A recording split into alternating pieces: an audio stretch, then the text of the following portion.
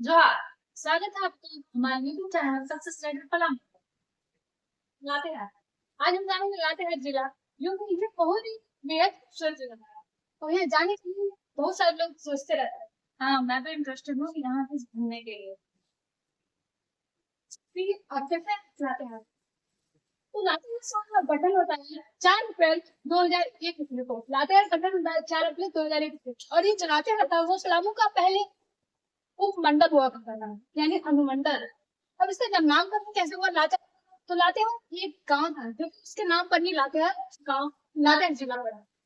अब ये इसे क्या बताए, लातेहार का हिस्सा माना जाता है। और ये प्राचीन जो निवास करने वाले जो जनजाति थे वो पहले थे उराव, मुंडा, असुर और बिजिया। अब बात करें असुर जो जनजाति थे वो क्या, असुर जो जनजाति थे उन लोग गलाने की जो प्राचीन तकनीकी प्रसिद्ध थे वो क्या थे, जो असुर जनजाति थे वो पहले से जो लोक परंपरा थी वो गलाने के लिए वो पहले से जानते थे इसके बारे में। वहां पर बांस, रिया जी क्या आपको पता है लोहे गलाने की तकनीक क्या थी? पता है मुझे, तुम्हें बताएं। ठीक, तो आज हम जानेंगे कि असुर जनजाति की लोहे गलाने की तकनीक क्या थी। तो वो लोग उसके लिए सबसे पहले बनाए गए थे छोटे छोटे भट्टी मिट्टी या भूसी के।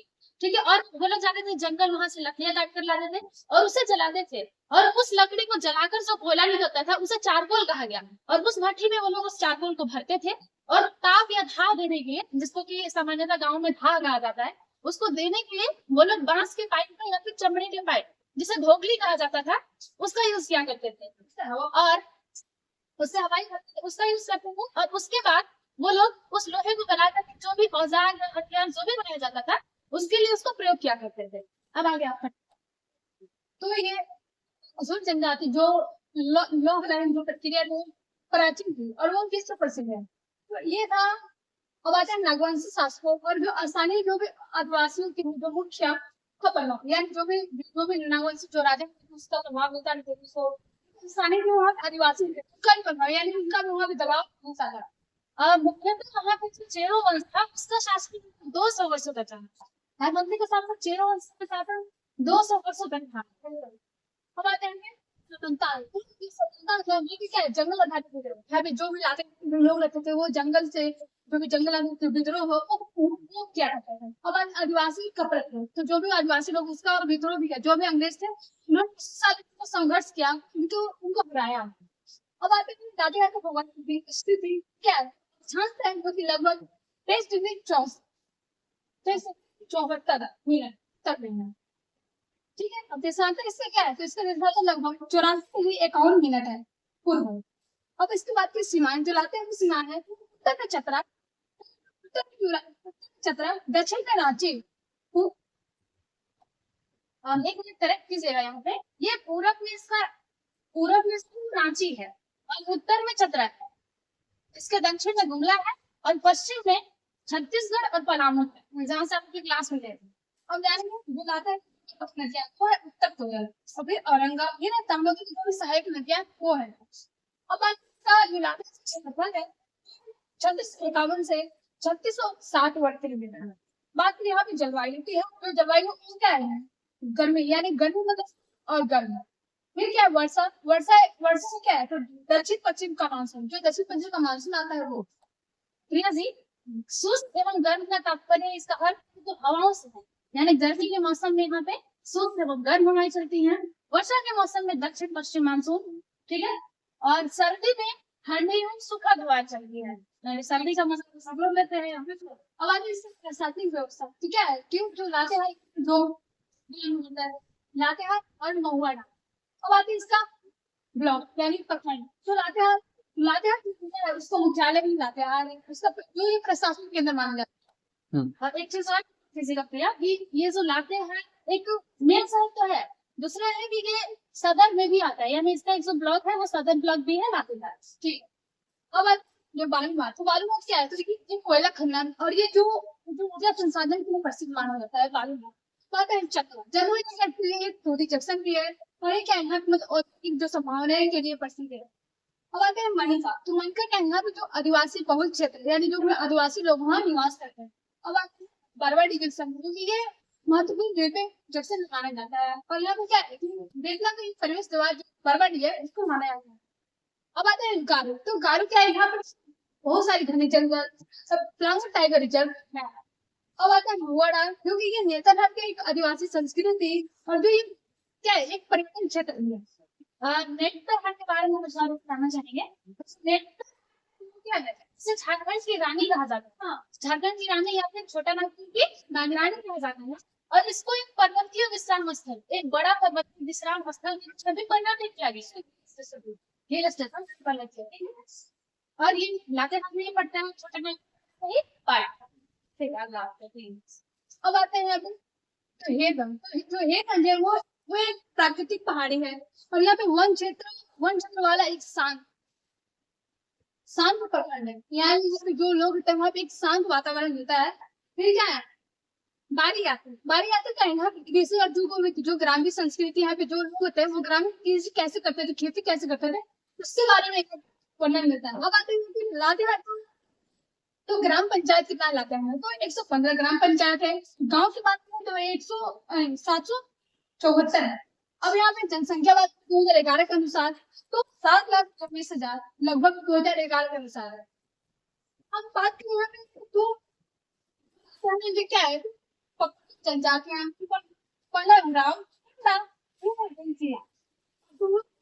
मोरा और खरवाल।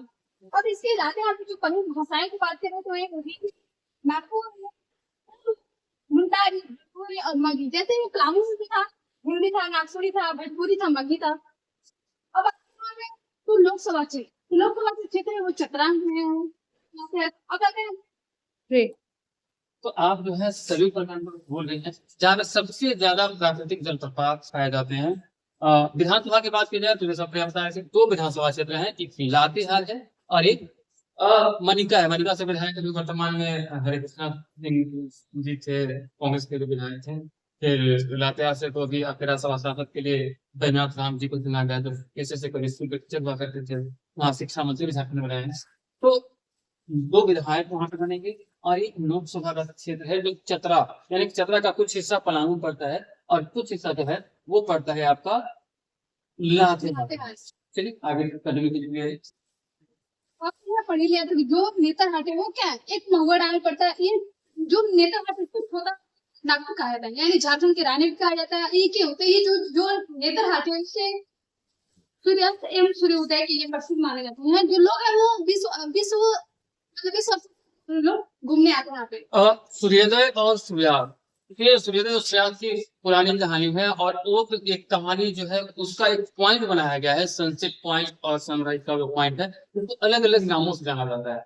तो जैसे जब सूर्योदय स्थल है, जो सनराइज का जो पॉइंट है उसको किस नाम से जाना जाता है, तो आपको पता ही होगा। सनराइज नहीं, सूर्योदय स्थल को सनराइज पॉइंट बहुत बढ़िया। और जब सूर्यास्त, जहाँ पे सूरज ढलता है और काफी मनोरम से सूरज, क्योंकि सिर्फ झारखंड की बात नहीं, ये विश्व प्रसिद्ध।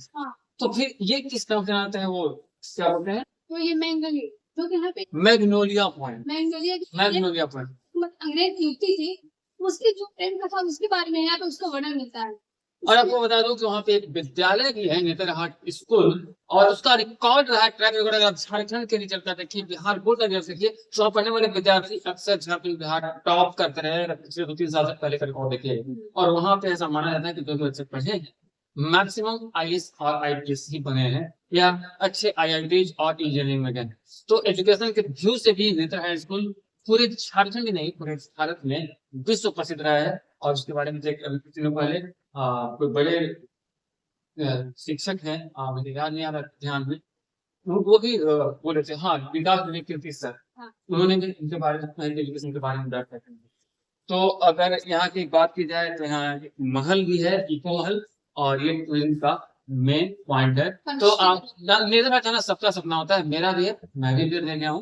उम्मीद करते हैं कि आप लोग मुझे ले जाएंगे या जाने के लिए प्रेरित करेंगे, और आप भी गए हैं तो जरूर जाइए। उसके बाद चलिए आगे चलते हैं दूसरे पॉइंट की तरफ।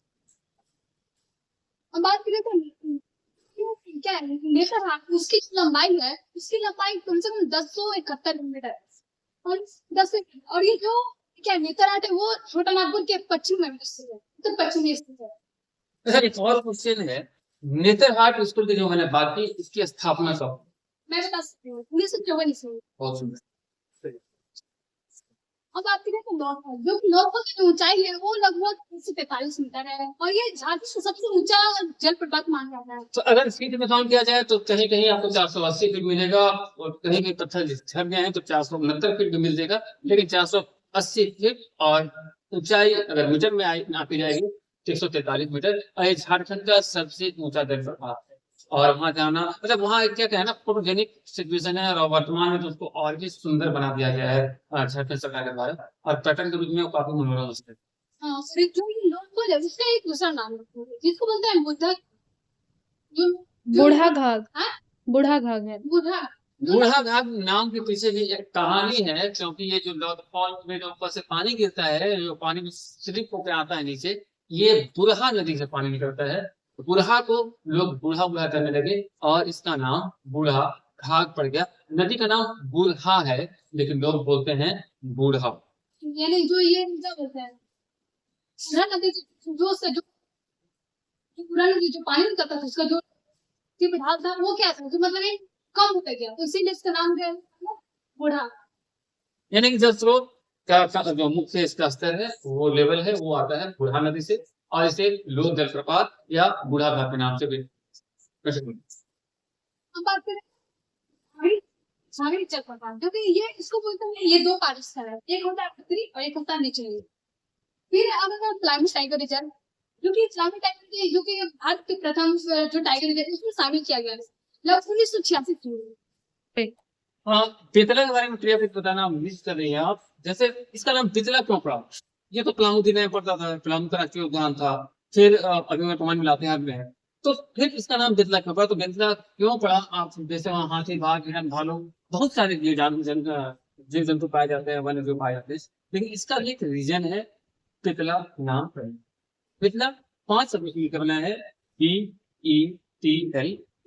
तो बी से क्या होता है? बिसौन, यानी कि वहां से गौर जो पाया जाता है वो, हाँ हाथी बाइसन जो है वो पाया जाता है, तो पहला वर्ड बी हो गया।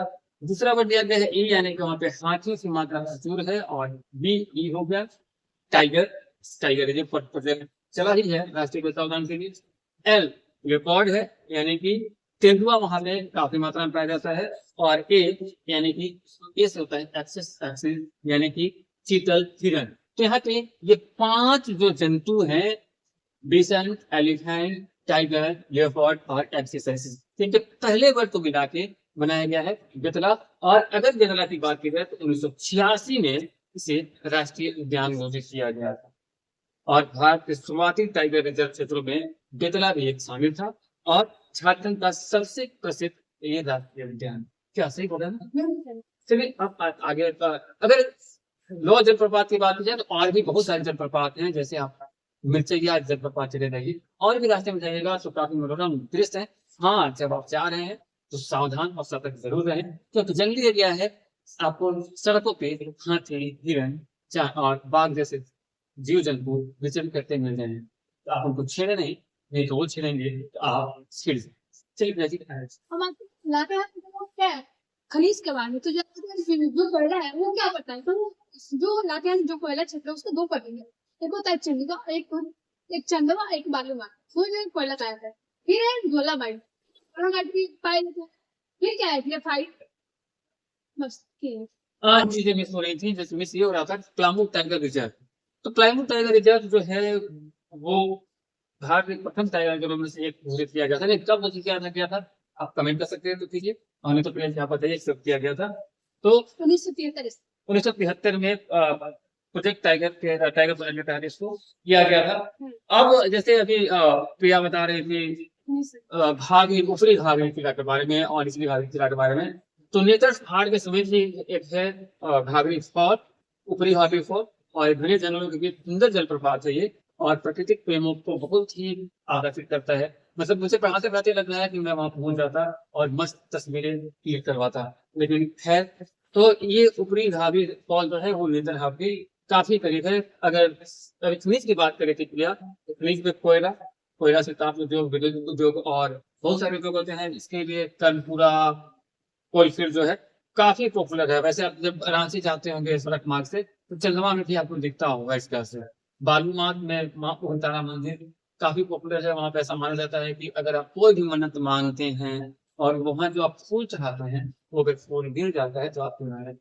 तो यहाँ पे भी है, जो ये जो लाते हैं जो पता है चंदा वाले जो हमारा तो माता मंदिर वो कम से कम 16 दिनों के लिए मतलब वहाँ पूजा किया गया दुर्गा माता के लिए, ऐसा माना जाता है। अगर आप दूसरे की बात की जाए बॉक्साइट की, तो बॉक्साइट जो है नेतरहाट और महुआ डांगा क्षेत्र में और उसके पहाड़ी इलाकों में प्रचुर मात्रा में पाया जाता है। और इससे बॉक्साइट से आपको बताइए एल्यूमिनियम का निर्माण होता है। तो एल्यूमिनियम निर्माण का होगा तो एल्यूमिनियम का प्रयोग कहाँ होता है? विमान उद्योग में। तो भारत में जो भी विमान बन रहे हैं उसमें झारखंड का खास करके लाते हाथ का बहुत ही महत्वपूर्ण योगदान है। और जो भी विद्युत उपकरण होते हैं, वायर वगैरह जो होते हैं वो एल्यूमिनियम का बनता है।